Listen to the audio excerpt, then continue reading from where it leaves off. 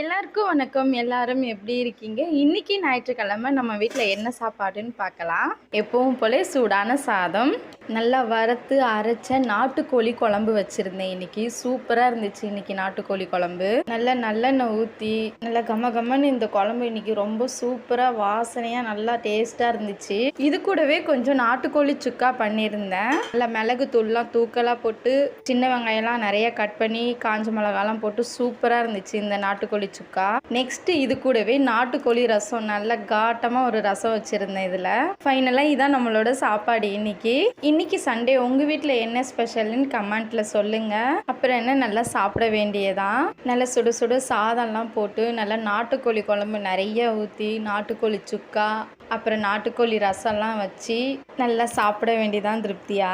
நல்லா சூடாக அந்த சாதத்தோடு அந்த நாட்டுக்கோழியை பிச்சு அந்த சாதத்தில் வச்சு கொஞ்சம் சுக்காவையும் கொஞ்சம் அதில் வச்சு ஒரு வாய் சாப்பிட்டா அவ்வளோ டேஸ்ட்டாக இருந்துச்சு. ஃபைனலாக அந்த நாட்டுக்கோழி ரசத்தை இந்த சாதத்திலே ஊற்றி ஒரு பிசைஞ்சு சாப்பிட்டா அவ்வளோ சூப்பராக இருந்துச்சு. வீடியோ பிடிச்சிருந்தா லைக் பண்ணுங்கள். நிறைய பேர் வீடியோ பார்க்குறீங்க, பட் ஆனால் லைக் பண்ணவே மாட்டேங்கிறீங்க, கமெண்ட் பண்ணுறீங்க. லைக் பண்ணுங்கள். வீடியோ பார்த்ததுக்கு ரொம்ப நன்றிப்பா. பாய்.